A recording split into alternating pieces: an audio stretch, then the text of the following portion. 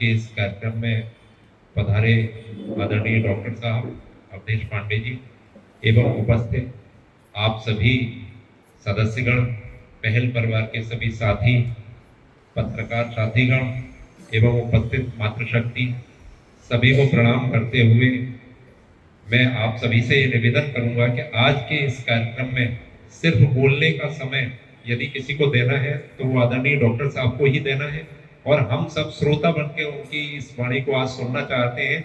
तो निश्चित रूप से मैं इसमें ज्यादा ना बोलते हुए आगे के मन संचालन के लिए मैं रवि को वापस देता हूं और आप सभी का पुनः स्वागत, वंदन, अभिनंदन करता हूं। धन्यवाद। डॉक्टर साहब, आपको बताना चाहूंगा कि ये मुरैना जो आपने सुना होगा, थोड़ा सा डिफरेंट वे में सुना होगा आपने। मुरैना को डकैतों से लोग जोड़ते हैं, बट लेकिन मुरैना नाउ जो हो चुका है बिल्कुल चेंज हो चुका है। हमारी जो मुरैना की धरती है वो वीरों की धरती है, जहाँ पर सीआरपीएफ, बीएसएफ, जितने यहाँ से सबसे ज्यादा जवान बॉर्डर सिक्योरिटी फोर्सेस में जाते हैं और माँ भारती के लिए शहादत देते हैं। ऐसा है हमारा मुरैना। ये वो मुरैना है यहाँ से AIR रैंक चार्टर्ड अकाउंटेंट के बनते हैं। ये मुरैना है यहाँ पर कई IITian जो कि टॉप 10 रैंक में आते हैं। Morena is now entirely change. ऐसा है हमारा मुरैना, और हमारे इस मुरैना में हम आपका पुनः स्वागत करते हैं। डॉक्टर अवधेश पांडे जी से मैं आज मिला और मैं उनके बारे में ज्यादा नहीं बताऊंगा। मैं सीधे आपके और उनके बीच में ना आते हुए मैं एक और चीज यहाँ पर उनको बताना चाहूंगा कि ये जो पहल परिवार ने ये एक इनिशिएटिव लिया है इस तरह का सेशन, क्योंकि बहुत सारे कैंप्स होते हैं, तो कैंप में क्या होता है, हम लोग सिलेक्टिव लोगों को हम लोग इंफॉर्मेशन स्प्रेड कर पाते हैं। पर यहाँ पर क्या है, सारे ऑर्गेनाइजेशन शहर के, चाहे रोटरी हो, चाहे वो JCI हो, चाहे वो भारत विकास परिषद हो, चाहे वो लॉयंस हो, चाहे योग समिति हो, सारे क्लब्स को यहाँ पर एक अम्ब्रेला के अंडर में लाके आपके द्वारा जो हमें ज्ञानवर्धक चीजें मिलेंगी वो इन सब तक पहुंच पाए। मैं पुनः सभी संस्थाओं के पदाधिकारियों का पहल परिवार की ओर से बहुत बहुत स्वागत करता हूं, और अब मैं पूरे आदर और सम्मान के साथ मैं बुलाना चाहूंगा डॉक्टर अवधेश पांडे जी को। एक बार जोरदार तालियों से हमारे आज के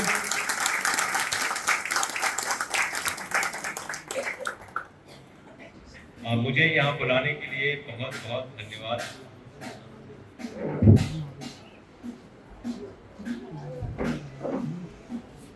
ये सेशन को हम लोग ट्राई करेंगे इंटरैक्टिव सेशन रखने का, ताकि आप भी पार्टिसिपेट करें और आप अपनी समस्याएं भी बताएं और उसका सलूशन भी हम ट्राई करेंगे यहीं से आपको बताने का। हेल्थ,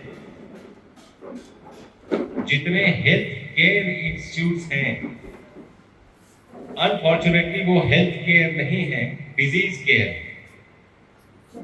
हेल्थ का केयर आपको खुद ही करना है। अगर कोई बीमारी होगी तो डिजीज को केयर करने के लिए डिजीज केयर इंस्टीट्यूशंस हैं जो हेल्थ केयर के गार्ड में चलते हैं। ये ठीक उसी तरह की बात है जैसे एक LIC एजेंट मेरे पास आया था, वो बोला आप लाइफ इंश्योरेंस कर लीजिए, तो मैंने बोला तुम्हारा तो नाम ही गलत है। बोला कैसे? तो मैंने कहा तुम्हारा नाम ही झूठ है, ये एक्चुअली है डेथ इंश्योरेंस और तुम इसको लाइफ इंश्योरेंस बोल रहे हो। You are insuring death, you are not insuring life. तो ये समझना पड़ेगा हेल्थ और डिजीज के बीच का जो थिन लाइन है वो समझना पड़ेगा। इसके लिए बेसिक से शुरू करते हुए 10,000 डिजीजेस इंसान को पता है, टू बी प्रिसाइज 9,985 इतनी ही डिजीजेस, इससे ज्यादा डिजीजेस नहीं, इतनी ही डिजीजेस इंसान को पता है। इतने डिजीजेस, इतने डॉक्टर्स, इतने जगह, कभी कोई लंदन जा रहा है, कभी कोई दिल्ली जा रहा है, कभी कोई मुंबई जा रहा है। अगर बेसिक बात समझ जाएगी तो कहीं जाने की जरूरत नहीं है, घर बैठे ही अपने आप को ठीक कर सकते हैं। इस सेशन का मतलब ये है फ्रॉम हियर ऑनवर्ड्स आपको अपना हेल्थ अपने हाथ में रखना है और अपना डॉक्टर खुद बनना है। और बहुत ही सिंपल है, हमने उसको कॉम्प्लिकेट किया है विद टाइम, बड़े बड़े वर्ड्स यूज करके, क्योंकि हम डराते हैं बड़े वर्ड्स जो आपको समझ नहीं आएंगे। जैसे for example blood pressure, essential hypertension कहते हैं। एसेंशियल का क्या मतलब है? एसेंशियल का क्या मतलब है? तो ये क्या कोई आवश्यक था कि मुझे ब्लड प्रेशर हो? तो ये नाम क्यों? कभी गूगल में देखिएगा। एसेंशियल का मतलब है इडियोपैथिक। मुझे नहीं पता है कि आपको ब्लड प्रेशर क्यों है, लेकिन उसको कैमोफ्लेज करने के लिए हमने एसेंशियल वर्ड यूज किया ताकि आप कंफ्यूज हो जाए, क्योंकि मुझे नहीं पता है आपको ब्लड प्रेशर क्यों है। बड़ी सिंपल सी बात। ब्लड को प्रेशर चाहिए आपके बॉडी में एंटी ग्रेविटी मूव करने के लिए, आपके सर से लेकर आपके पैर से लेकर सर तक मूव करता है उसको, तो प्रेशर चाहिए ना। डेड बॉडी में ब्लड प्रेशर 0 होता है, लिविंग बॉडी में ब्लड प्रेशर होता है। नॉर्मल बॉडी में नॉर्मल प्रेशर चाहिए, फैट बॉडी में ज्यादा प्रेशर चाहिए। बहुत सिंपल बात है। तो ब्लड प्रेशर क्यों हुआ? क्योंकि फैट हो गया। फैट क्यों हुआ? क्योंकि जुबान पे लगाम नहीं। हम जितना मर्जी बोले कि हम तो कुछ खाते ही नहीं है, हम तो कुछ ये करते हैं, हम तो कुछ खाते ही नहीं। पेशेंट्स आके बोलते हैं डॉक्टर साहब आप बिलीव नहीं करोगे, मैं तो कुछ खाते ही नहीं। मैं बोलता हाँ, मैं बिल्कुल बिल्कुल, क्योंकि जैसे आप चल के आई हैं ऐसे थम थम करके आप नहीं खाती हैं, तो ये फैट, जो फैट के टायर्स हैं, ये कहां से है? जुबान पे लगाम रखना जरूरी है। हम कई बार ये सोच के कि नहीं ये वो, हम जुबान की भूख सिर्फ 2 इंच की, सिर्फ इतनी दूर ही टेस्ट है, इसके नीचे सभी खाने का टेस्ट सेम। हमें ये बेसिक्स अपने बच्चों को बताना जरूरी है, क्योंकि आज जो स्थितियां चल रही हैं आपको जान के बहुत आश्चर्य होगा और डर भी लगेगा और लगना भी चाहिए। आपकी उम्र तो जो है वो है। क्या आपको पता है कि नेक्स्ट जनरेशन की उम्र आपसे कम होने वाली है? हमने लाड़ प्यार में हम कहां लेके चले गए? हम कर क्या रहे हैं? हम क्या कर रहे हैं? हमें इन बातों का आंसर आज नहीं तो कल खुद से ही देना पड़ेगा। हम फुल्ली रिस्पॉन्सिबल हैं अपने हेल्थ को खराब करने के लिए, फुल्ली रिस्पॉन्सिबल। और ये रिस्पॉन्सिबिलिटी लेनी, हम दूसरों को ब्लेम करते हैं हमेशा। जैसे ही मैं पेशेंट को पूछता हूं आपको डायबिटीज है, no sooner have I asked this question he will transfer the blame to his parents. मैं तो फैमिली में, मैं तो एक मेरी प्राणी ऐसे चल रहा था, इस खानदान में पैदा हो गया, इस खानदान का ही दोष है, मेरा तो कोई दोष नहीं। उसका कहने का मतलब ये था डायबिटीज एक जेनेटिक डिजीज नहीं है, नहीं है जेनेटिक डिजीज। डायबिटीज फैमिली में रन करता है। जेनेटिक डिजीज होना और फैमिली में रन करना अलग अलग बात है। जेनेटिक डिजीज है मतलब जीन्स में कहीं कोई दिक्कत है। आजकल तो वो भी कोई दिक्कत नहीं है, क्योंकि genetic disease, genetic basis of disease has been defeated. It is epigenetics that works. हमने कई जेनेटिक डिजीजेस ठीक किए, तो इसलिए जेनेटिक बेसिस भी अब रहे नहीं। फैमिली में रन करने का क्या मतलब है? Father mother sun and daughter family. आइए, पहली बात तो फादर मदर सेम फैमिली के नहीं है, सेम फैमिली के, डिफरेंट डिफरेंट फैमिली से आए ना, सेम फैमिली के नहीं। अगर दोनों को डायबिटीज है तो दोनों में कॉमन क्या है? उनको इंडिविजुअल पूछे तो अपने अपने पेरेंट्स को ब्लेम करेंगे। फादर मदर सन और डॉटर के बीच में कॉमन डाइनिंग टेबल है। जिस खाने ने बाप के पैंक्रियाज को फेल करके डायबिटीज कॉज कराया है, बेटे के पैंक्रियाज को फेल करेगा करेगा। फूड हैबिट सेम है। आदतें सिमिलर तो वो होगा। तो हमें ये बातें समझनी पड़ेगी।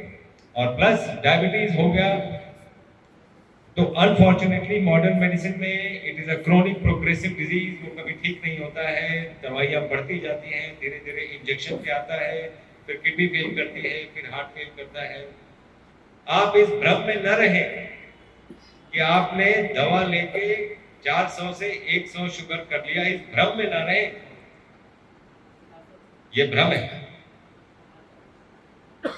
ये पूछने की जरूरत है कि 400 से अगर 100 शुगर हो गया दवा लेके, क्योंकि हमें तो हर वक्त कोई जादू चाहिए। ये बॉडी जादू है, हमें दिखती नहीं है, हमें हर वक्त कोई जादू देखनी होती है। अरे वो डॉक्टर कितना काबिल, उसने एक दवा दिया, 400 शुगर था, 100 हो गया। वो डॉक्टर को पूछने वाली बात है कि बाकी 300 गए कहाँ? कहाँ गए वो 300? दिख क्यों नहीं रहे हैं ब्लड टेस्ट? क्या मेरे नाक से, सांस से निकल गए, यूरिन से निकल गए, पॉटी में निकल गए, कहाँ निकल? ये पूछने की जरूरत है कि वो 300 गए कहाँ? वो कहीं नहीं गए, वो आपकी बॉडी में ही, वो सिर्फ ट्रांसफॉर्म होके फैट बन गया है। जब भी जरूरत पड़ेगा फिर से वापस ग्लूकोज बन जाएगा, फिर से आपका ब्लड शुगर राइज हो जाएगा। इसका मतलब है एक जगह का कचरा उठा के दूसरे जगह रख दिया गया है, वो कहीं गया नहीं। इसलिए दवा खाने वाले सावधान हो जाएं। उनको लग रहा होगा कि उनका ब्लड शुगर नॉर्मल है, डेट नोट कर लीजिए। अगर आज से आप दवा खा रहे हैं, 20 साल में किडनी फेल करेगी, 25 साल में हार्ट फेल करेगा, करेगा ही करेगा, करेगा ही करेगा। आप प्रोटेक्टेड नहीं हैं। आप अगर सोच रहे हैं कि मेरा तो ब्लड शुगर नॉर्मल है, मेरा तो सब कुछ ठीक है, ब्लड शुगर को नॉर्मल नेचुरली करना जरूरी है। जब तक आप ये नहीं करते हैं, you are susceptible to all kinds of disease. और मैं आपको बताऊं, ब्लड प्रेशर, मैं एक रेडियोलॉजिस्ट हूं, मॉडर्न मेडिसिन में मैं रेडियोलॉजी प्रैक्टिस करता हूं। रेडियोलॉजिस्ट का मतलब होता है बच्चा जब मां के पेट में आया, हमारा रोल शुरू हो जाता है और इंसान को डेड हम ही डिक्लेयर करते हैं। हम ही डिक्लेयर करते हैं कि ब्रेन डेड है, ब्रेन में आइसोटोप नहीं जा रहा है, ब्रेन दिख नहीं रहा है, इट इज ब्रेन डेड। तो फ्रॉम इंसेप्शन टू डेथ हमारा रोल रहता है। कोई भी डिजीज हो, रेडियोलॉजिस्ट का रोल रहता ही। तो हमने आज तक कभी किसी पेशेंट को क्योर होते हुए देखा नहीं। मॉडर्न मेडिसिन में क्योर वर्ड यूज भी नहीं करते हैं। जब हम एग्जाम भी देते हैं तो management of such and such disease, managing a disease and curing a disease are two different things. हमने देखा ये पीड़ा हमें ही उठाना पड़ेगा, इसलिए वी स्टार्टेड अपार्ट फ्रॉम मैं 50% काम रेडियोलॉजी का करता हूँ, 50% इंटीग्रेटेड मेडिसिन का करता हूँ, जहाँ पर जो भी पेशेंट्स हमें टच करते हैं, हमारी कोशिश होती है वो बिल्कुल हील हो जाए, उनकी बीमारियां चली जाए।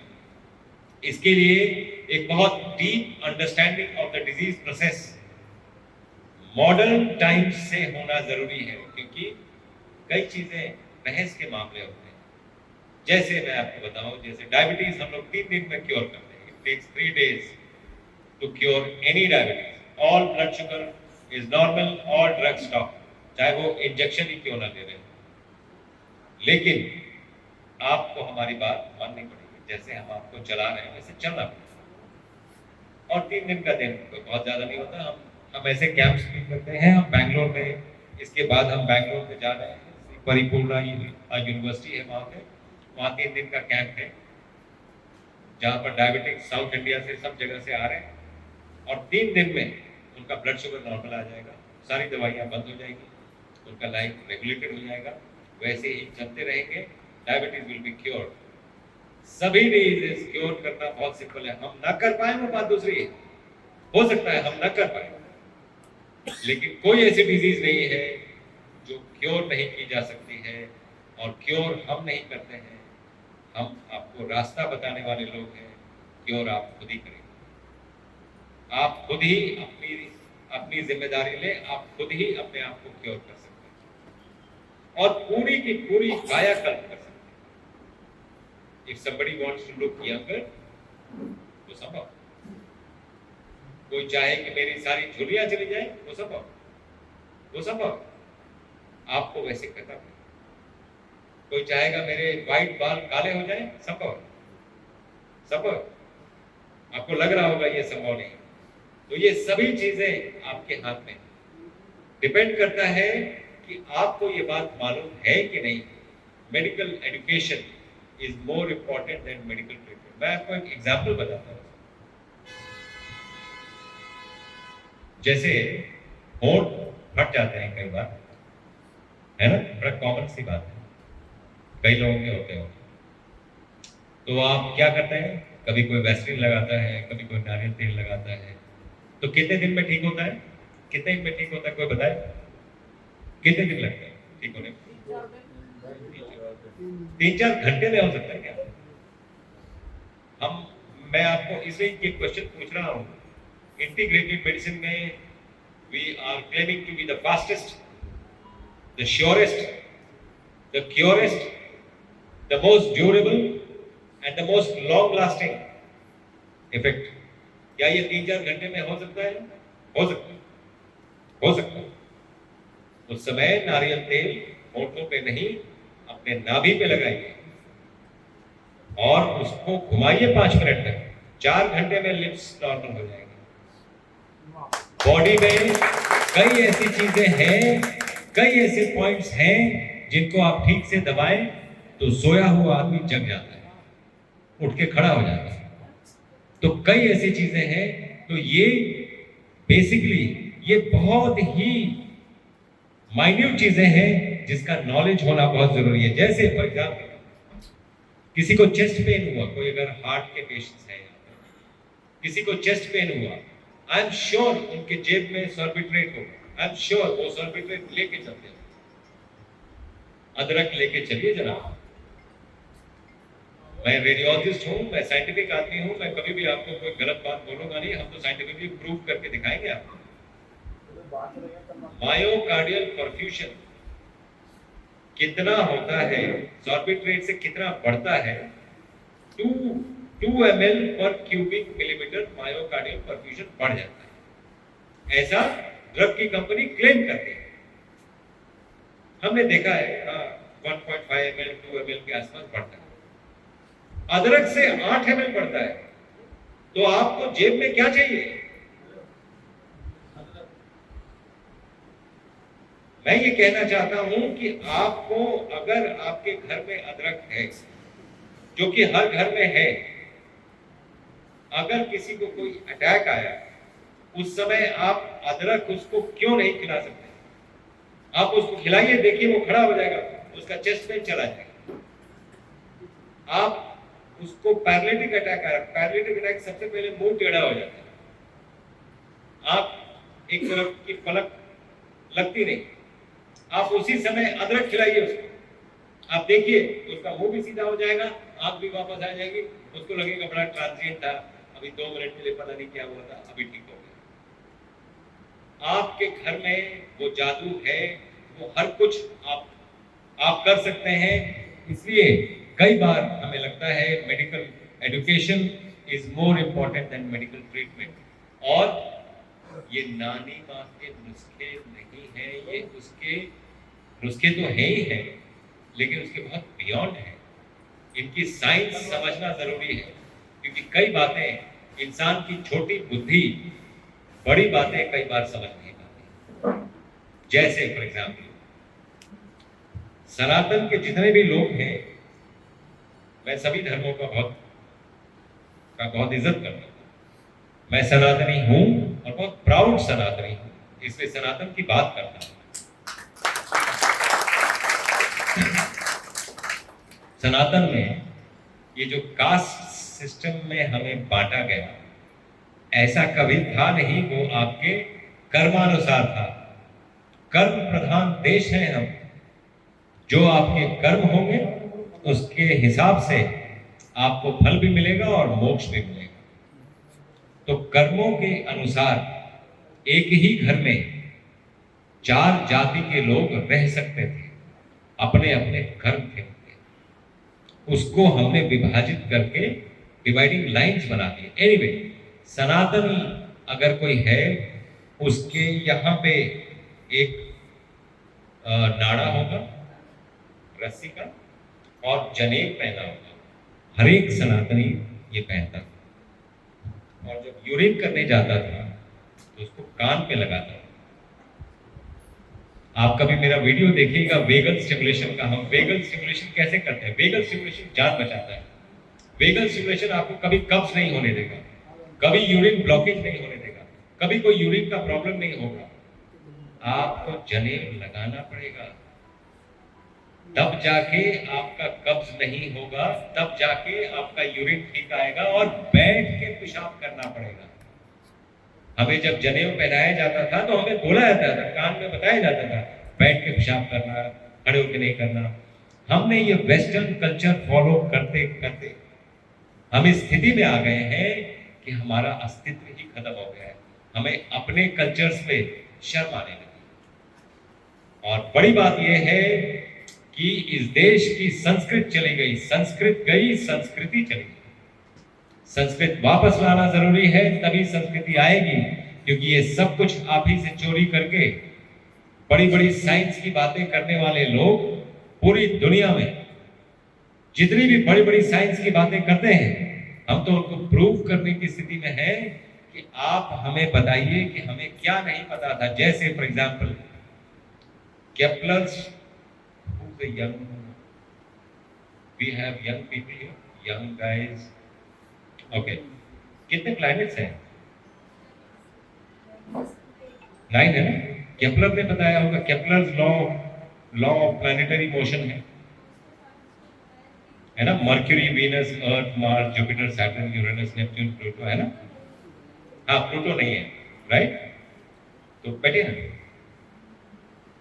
तो ब्रह्मा मुरारी त्रिपुरांतकारी भानु शशि भूम निजितो बुधश्च गुरुश्च शुक्रः शनि राहु केतव गुरुवन्तु सर्वे मम सुप्रभातम्। ये जो 9 प्लैनेट्स के नाम लिए, ये केप्लर ने बताया कि हमारे वेदों ने बताया। बात ये है कि हर कुछ यहां से चोरी करके अपना नाम देके, जैसे फॉर एग्जाम्पल एक एग्जाम्पल बताता हूं, सबके हाथ में फोन होगा, वो देख सकते हैं। इस पोर्शन ऑफ द ब्रेन को इंग्लिश में सेरिब्रम कहते हैं, सेरिब्रम, ठीक है? Cerebral hemispheres. उसका कभी गूगल पे देखिए एटिमोलॉजी क्या है, कहां से आया ये वर्ड, तो वो बोलेंगे ग्रीक से आया। ग्रीक में कुछ अजीब सा नाम है, मेरे को याद नहीं आ रहा है, अजीब सा नाम है, उससे ये वर्ड निकल नहीं सकता। जैसे डिक्शनरी दीक्षा से आया है, दीक्षा से डिक्शनरी आया है, ये दिखता है, ये दिखता है। उसी तरह संस्कृत में इस पोर्शन ऑफ द ब्रेन को शिरो ब्रह्म कहते हैं। शिरो ब्रह्म, सेरिब्रम। ऐसा नहीं लगता है ये संस्कृत से कॉपी है? लेकिन गूगल नहीं बताएगा आपको, ये बातें गूगल नहीं बताएगी, क्योंकि गूगल एक बेचने वाला प्लेटफॉर्म है। कई चीजें बिकती हैं और knowledge is a by product of that. Not that Google is bad, Google is good, but it's a by product, it is not the main thing. तो बहुत सी ऐसी चीजें जो हमें जाननी चाहिए वो हम जानते नहीं है, क्योंकि हम अपनी संस्कृति भी नहीं जानते हैं, इसलिए वो जानना जरूरी है। Coming back to the disease processes, जैसे मैं बता रहा था 9,985 डिजीज, इतने ही डिजीज, लेकिन बीमार होने के तरीके सिर्फ 2 हैं। हमारा ये संकल्प और ज्यादा ये गहरा पेशेंट्स के प्रति इसलिए हुआ क्योंकि पीछे एक पैंडेमिक आया। इस पैंडेमिक में बहुत से साइंसेस की पोल खुल गई। लंबी चौड़ी बातें करने वाले साइंसेस पेशेंट्स को बचा नहीं पाए। हमारे साथ ये रहा, हमने उस दौरान 60,000 लोगों को बचाए। हमसे जो हमारे पास आ गया, एक भी पेशेंट को हमने मरने नहीं दिया। 3 दिन में वो पेशेंट ठीक भी हो गया। हमने एक भी दवा नहीं यूज की, हमने कोई भी दवा नहीं यूज की। आपको आश्चर्य होगा, कोई ऑक्सीजन नहीं, उसके ऑक्सीजन उतार दिया। आप सांस क्या लेते हैं? आप क्या लेते हैं सांस? आप अंदर क्या लेते हैं? रियली हवा लेते हैं आप? हवा लेते हैं आप? हवा में 20% ऑक्सीजन है। ऑक्सीजन आग लगाता है। जब प्रीस्टली का 7th स्टैंडर्ड में आपने पढ़ा होगा, ऑक्सीजन फेवर्स कंबशन, आग लगाता है, राइट? हवा में 20% ऑक्सीजन। इस शरीर, the most sophisticated device on planet Earth, उसको ठीक से पता है कि उसमें से ऑक्सीजन कितना निकालना है और कितना नहीं निकालना है। क्योंकि एक्सेस ऑक्सीजन आप जब लेते हैं, उसको बाहर निकालने के लिए आप क्या करते हैं? एंटीऑक्सीडेंट लेते हैं। एंटीऑक्सीडेंट सबको पता हो, आजकल इन वोग है एंटीऑक्सीडेंट। हल्दी एंटीऑक्सीडेंट है, टमाटर एंटीऑक्सीडेंट है। What is an antioxidant? Antioxidant is antioxygen. जो आपने एक्सेस में ऑक्सीजन ले लिया है, उसको बॉडी के बाहर निकालना जरूरी नहीं, तो वो आग लगाएगा। तो कार्बन रिच फूड्स को एंटीऑक्सीडेंट बोलते हैं, क्योंकि ऑक्सीजन से कंबाइन करके CO2 बना के निकाल देता है, इसलिए वो एंटीऑक्सीडेंट है। और आपने ऑक्सीजन दे दिया। आप देखिए हमने क्या क्या, घर में जब भी फीवर आए, कहीं कुछ भी करने की जरूरत नहीं है, कोई दवा लेने की जरूरत नहीं है। ये समझना है कि ये बॉडी है और ये डिवाइन है। और मैं इसलिए बोल रहा हूँ कि मैं सिर्फ आउटसाइड नहीं, इनसाइड से भी बॉडी को ठीक से जानता हूँ। This is a divine body. इसकी डिविनिटी की जिनको परिचय ये देना है, वो मैं दे सकता हूँ, दिखा सकता हूँ उनको कि बॉडी डिवाइन कैसे है और डिवाइन पावर से चलती भी। आपको लगता है ये बस ऐसी ही बातें हैं? आप जो भी बोलो, कॉस्मोस उसको तथास्तु करता है। जो भी बोलो उसको तथास्तु करेगा। आपके साथ वैसा ही होगा जैसा आप बोल रहे हो। आपको अगर प्रूफ चाहिए तो मैं एक साइंटिफिक आदमी हूं, मैं आपको प्रूफ के साथ बात करूंगा। Will give you proof. Anyway, जब भी आप कोई भी चीज जो बाहर से आया, दो ही तरीके हैं बीमार पड़ने के। या तो पैथोजन बाहर से आएगा जैसे कोरोना, या अंदर का सेल पैथोजेनिक हो जाएगा जैसे कैंसर, जैसे ऑटोइम्यून डिजीज, जैसे ब्लड प्रेशर, जैसे डायबिटीज। ये अंदर का सेल पैथोजेनिक हो गया। तो या तो पैथोजेन मतलब पैथोलॉजी जनरेटर, ये पैथोलॉजी जनरेट करते हैं। तो कोरोना जैसे बाहर से आया या अंदर का सेल पैथोजेनिक हो गया। तो बाहर से अगर कुछ आएगा बॉडी में, बॉडी बिल्कुल दक्ष है उसको मारने के लिए। बॉडी के पास टूल्स क्या है? AK-47 लास्ट टाइम कब देखा था आपने कि ब्लड में AK-47 निकाल लिया और ऐसे ऐसे करके शूट कर दिया? नहीं, बॉडी ऐसा नहीं करती। बॉडी के पास टूल्स है, वो टेम्परेचर बढ़ाएगी। पूरी दुनिया क्या कर रही है? टेम्परेचर कम कर रही है। क्या हम बॉडी को हेल्प कर रहे हैं कि हम कर रहे हैं? टेम्परेचर से मौत नहीं होगी, टेम्परेचर से डिहाइड्रेशन होगा। आप हाइड्रेट करिए, पानी पिलाइए, बॉडी के विजडम को क्वेश्चन मत करिए। ये बॉडी बहुत वाइज है, उसके विजडम को क्वेश्चन मत करिए। उसका विजडम अगर समझना है तो इस बात से समझिए कि आप सुबह जैसे उठे, जैसे ही ये थॉट आया कि आपको यूरिनल जाना है, ये थॉट आया, ये थॉट मात्र से बॉडी में क्या क्या चेंजेस है? बॉडी ने इमीडिएटली वो पूरा खाका खींच लिया कि यहां से लेके बाथरूम तक का डिस्टेंस कितना है, एग्जैक्टली मिलीमीटर वाइज खींच लिया बॉडी ने। कौन से मसल को कॉन्ट्रैक्ट करना है, रिलैक्स करना है, आपको बेड से उठाना है, उठा के बैठाना है, बैठा के खड़ा करना है, बैलेंस करना है, आपको टर्न कराना है, बाथरूम तक ले जाना है, वहां से वापस लेके आना है। उस समय आपको यूरिन भी करना है। उस समय कौन कौन से मसल्स काम करेंगे, कौन कौन से मसल्स नहीं काम, ये उस समय ही बॉडी ने डिसाइड कर लिया जिस समय ये थॉट आया कि यूरिन करने जाना। बॉडी के इंटेलिजेंस को कम मत समझो, बॉडी बहुत इंटेलिजेंट। उसके इंटेलिजेंस के साथ रहिए। हमने एग्जैक्टली यही किया। हमने पेशेंट को पानी पिलाया और सबसे पहले अपना भक्षण बंद करिए। हम अपने आप को मोस्ट इवॉल्व स्पीशी कहते हैं। मैं ये जानना चाहता हूं आपको ये सर्टिफिकेट किसने दिया? इंसान को ये सर्टिफिकेट किसने दिया कि सबसे ज्यादा इंटेलिजेंट स्पीशी है? कभी किसी कुत्ते से पूछा हमने कि बॉस हम अपने आप को ये सर्टिफिकेट देने जा रहे हैं, दे कि नहीं दे? कुत्ते के सामने खाना रखिए, एक बार सुन के बताएगा, खाएगा कि नहीं खाएगा? आपको आज तक नहीं पता चला क्या खाना है क्या नहीं खाना है? आप अपने आप को बड़ा काबिल समझते हैं। यही प्रॉब्लम है,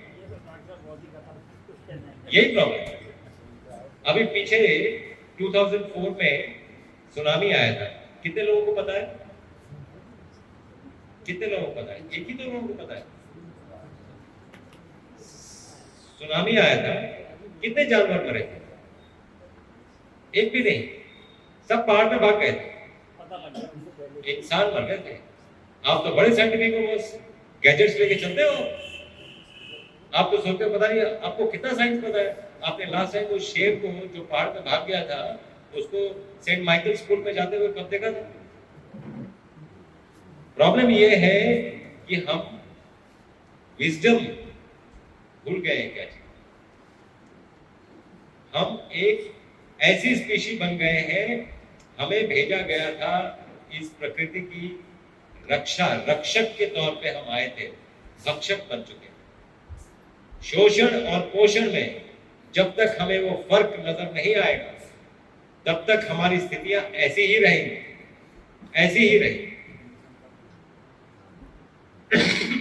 तो कमिंग बैक टू, तो आप क्या करेंगे? बॉडी टेम्परेचर बढ़ाएंगे। आप पानी पिलाइए और टेम्परेचर को वैसे रहने दीजिए, टेम्परेचर से मौत नहीं, इतना आश्वस्त हो जाए। Body is not going to kill you. अगर 104 और 105 के ऊपर टेम्परेचर जाने लगे तो आप माथे पे पानी का ये दे सकते हैं, बर्फ रख सकते हैं, सब कुछ कर सकते हैं, लेकिन टेम्परेचर कम मत करिए। लड़ाई चलने दीजिए, लड़ाई चलने दीजिए। बहुत से ओबीस पेशेंट थे जिनको हमें 20 से 24 घंटे लग गए। 24 घंटे बाद टेम्परेचर कम हो गया होगा। मैक्सिमम लोगों का 8 से 9 घंटे में टेम्परेचर कम हो जाता है और कुछ नहीं होगा। और उस दिन खाना पीना बंद करिए प्लीज। जानवर से सीखिए। जानवर बीमार पड़ता है, सबसे पहला काम करता है खाना पीना बंद करता है। सीखिए उससे, बहुत कुछ सीखने ऐसी बात है। दूसरे दिन डे 2 क्या करना है? डे 1 को सिर्फ पानी पीजिए, सिर्फ पानी। कई तरह के पानी पीजिए, नींबू पानी पीजिए, नॉर्मल पानी पीजिए, जूस मत पीजिए। जूस फूड है। फास्टिंग रहिए। फास्टिंग 2 ही तरह के होते हैं, सज्जला, निर्जला। बाकी सब टाइम पास है,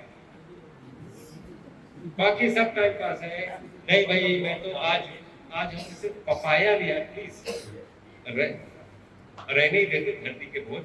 कहने का मतलब ये है कि या तो पानी लेंगे या बिना पानी के करेंगे, यही फास्टिंग है। बाकी सब नॉनसेंस। आप कोई अपने आप को टॉर्चर नहीं कर रहे हैं, आप बिल्कुल वैसे ही, इसलिए इससे बहुत फर्क नहीं पड़ेगा। एनीवे, नेक्स्ट डे क्या करना है? दूसरे दिन क्या होगा कि आपको फर्स्ट डे भी धूप में बैठना है प्लीज। ये बहुत छोटी छोटी बातें हैं। विटामिन डी कैप्सूल में नहीं होता है कि धूप में होता है। प्लीज इस मृग तृष्णा में कि ये दवा नहीं, हर्बल दवा से मैं ठीक हो जाऊंगा, ये दवा की मृग तृष्णा में उम्र बीत जा रही है।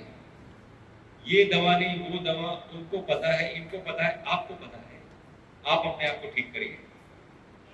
और दवा, मुझे एक दवा कोई बता दे और एक डिजीज बता दे कि ये दवा है और ये डिजीज है, बॉस ये दवा खाओ ये डिजीज ठीक हो जाएगा, दिखाइए मुझे। मैं तो ऐसा कोई डिजीज नहीं जानता जो दवा से ठीक होता। डिजीज ठीक आपका इम्यून सिस्टम करेगा। उसको बूस्ट करिए। उसको बूस्ट करने के तरीके ये ढूंढिए। सबसे अच्छा तरीका क्या है इम्यून सिस्टम को बूस्ट करने के लिए? आजकल तो एडवर्टीजमेंट भी वैसे ही चलते हैं, ये हल्दी है, गिलोय है, च्यवनप्राश खा लीजिए, 10 तरह की। तो आपको टीवी बता देगी, टीवी में झूठ बिकता है, सच्चाई को बेचने की जरूरत नहीं पड़ती।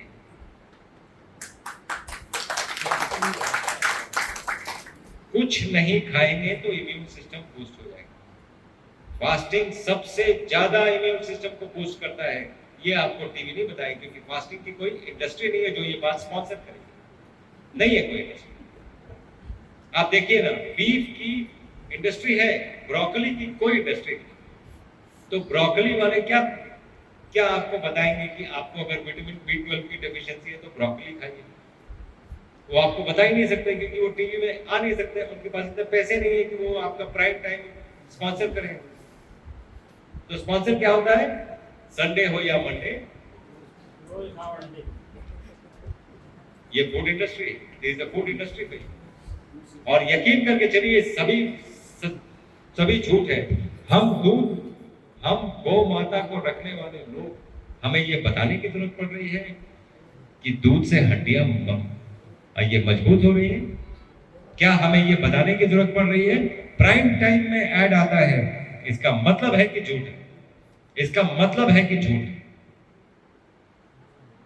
दूध, वैसे हमें एक बात समझनी पड़ेगी, आहार क्या है, औषधि क्या है? दूध औषधि हो सकता है, आहार नहीं। औषधि आप जब बीमार होते हैं तभी लेते हैं, रोज नहीं लेते हैं। तो इस भ्रम में ना रहिए कि दूध पिएंगे तो बहुत हेल्दी रहेंगे, इस भ्रम में ना रहिए, ये भ्रम निकालिए।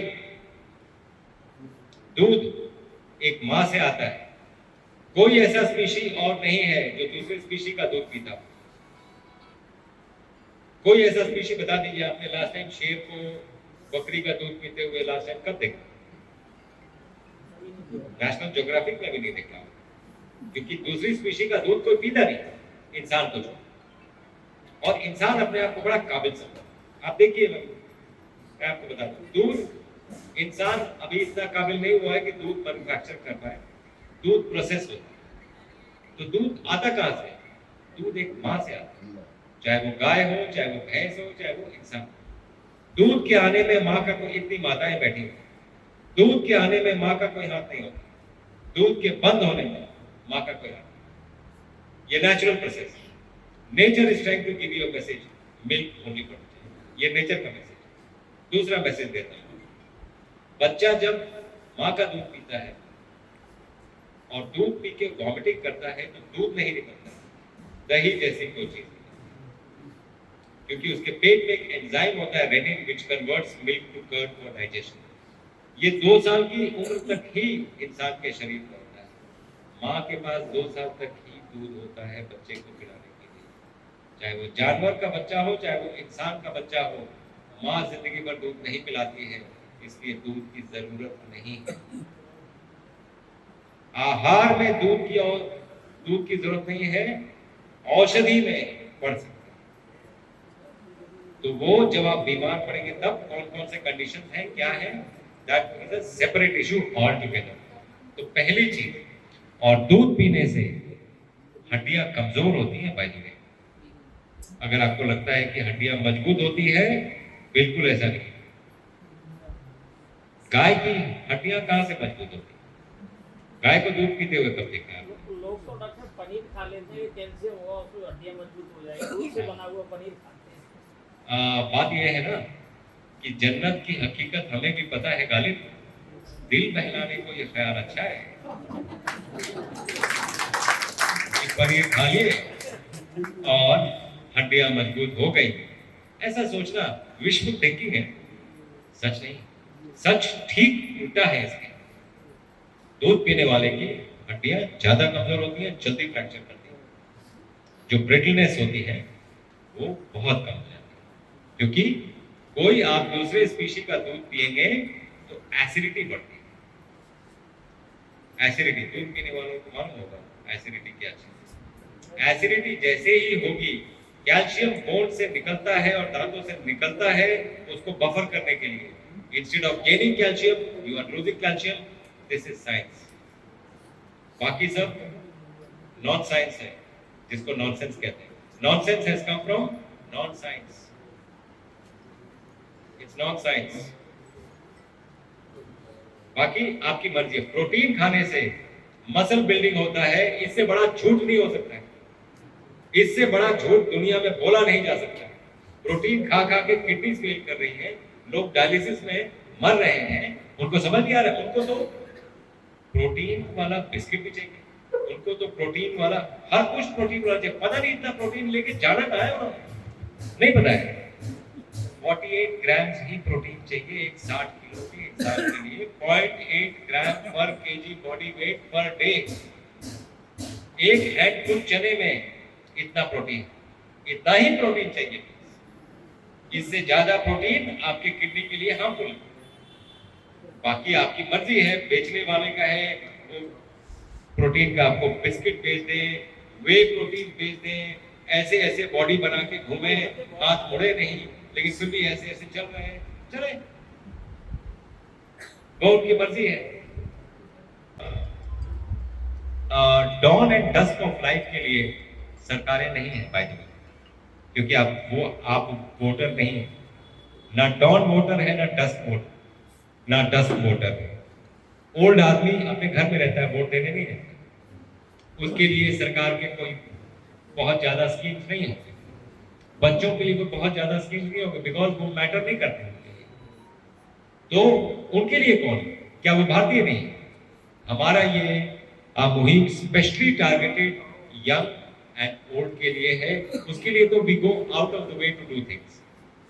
कभी अगर 12 बजे रात को भी करना पड़े, कभी 2 बजे रात को भी करना पड़े, हमें कहीं कोई परहेज नहीं है. बिकॉज हमने अपने नेक्स्ट जनरेशन को बचाना है, उसको स्वस्थ करना है, उसका दिमाग भी स्वस्थ करना है, शरीर भी स्वस्थ करना है, और उसको वही भारत को, वही भारत माँ को आगे लेके जाएंगे. हमारी आपकी तो हो गई जो भी होना. तो नेक्स्ट जनरेशन को हमें नस्ल और फसल इन दोनों पे ध्यान देना बहुत जरूरी है. जब तक नहीं देंगे और वेस्टर्नाइज्ड कॉन्सेप्ट में अगर रहेंगे तो वो तो बिल्कुल ही नहीं, क्योंकि वेस्टर्नाइज्ड कॉन्सेप्ट तो ऐसे ही. तो डे 1 हो गया, डे 2 हो गया, डे 3 हो गया, डे 4 में आपका फीवर भी नहीं है, आप उस डिजीज से बाहर हैं, आपने कोई मेडिसिन भी यूज नहीं किया, आपने सिर्फ साइंस यूज किया. जिनके पास फोन है उनको मेडिसिन का डेफिनेशन जरूर देखना चाहिए. Definition of medicine is not a pill, not paracetamol, not an antibiotic.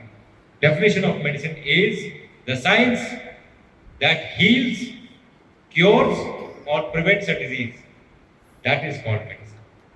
And we are using that. We are using the science which cures or prevents a disease. तो हम वो सारा कुछ यूज करते हैं. जैसे किडनी फेलियर, लोगों का डायलिसिस होता है. हमारे पास जो पेशेंट्स आते हैं डायलिसिस वाले, उनका अगर हफ्ते में 3 बार डायलिसिस होता है तो हम ट्राई करते हैं कि 1 बार हो जाए, हफ्ते में 1 बार हो जाए, 15 दिन में 1 बार हो जाए, महीने में 1 बार हो जाए. किसी का बंद भी हो जाता है. हमारे यहाँ वैसे आजकल पायलट बाबा जाके, pilot Baba, I don't know how many people know him, उनका किडनी फेलियर है. हमारी कोशिश है कि उनका किडनी हम रिवाइव करें. हम क्या कर रहे हैं? We are using science. Kidney fail कर गई, किडनी क्या काम करती है? टॉक्सिन निकालती है. अगर किडनी फेल कर गई है या कम है तो क्या कोई और तरीका है टॉक्सिन निकालने का? हाँ है ना, स्किन है ना. So we are using skin as kidney 2.0. और अब पसीने से निकालते हैं, उसको गर्म पानी में लिटा देते हैं, पसीना निकलता है, टॉक्सिन्स निकल जाते हैं, पेशेंट ठीक है. डायलिसिस की जरूरत नहीं. मेरे कहने का मतलब है we are using science to cure and prevent a disease, and we are doing extremely well. आप देखिए हॉस्पिटल्स में क्या होता है, हॉस्पिटल्स में होता है कि PROs रखते हैं कि भाई तुम हमारे यहाँ पेशेंट लेके आओ, हमारे यहाँ हमारे ख्याल से मई 15 तक we are full. हमारी बुकिंग्स फुल, हमारे पास जगह नहीं, हम पेशेंट को हाथ जोड़ते हैं और मना करते हैं कि आप घर में हम आपको ठीक कर देंगे, आप प्लीज हॉस्पिटल मत आइए, आने की जरूरत नहीं। एक तो हमारे पास जगह छोटी है, कोई बहुत बड़ी जगह नहीं है, लेकिन दिल बहुत बड़ा है, उनको घर पे ही ठीक करना ज्यादा मुनासिब समझते हैं, क्योंकि वो अपने घर पे रह के and they have to be serious. If they are not serious तो फिर हम हाथ जोड़ लेते हैं, भाई दुनिया में बड़े doctor, you are free to go wherever you. तो ऐसे कर करके आप कोई भी इंफेक्शियस डिजीज से बाहर आ सकते हैं। अगर उसका नाम चाहे आप जो भी दे दें, फ्लू दे दें, कोरोना दे दें, ये दे दें, वो दे दें, जो भी नाम दे दें, आप ये 3 डे प्रोटोकॉल फॉलो करो और आप देखो आप इससे बड़े आराम से बाहर आओ और कहीं कोई दवा की जरूरत नहीं पड़ेगी।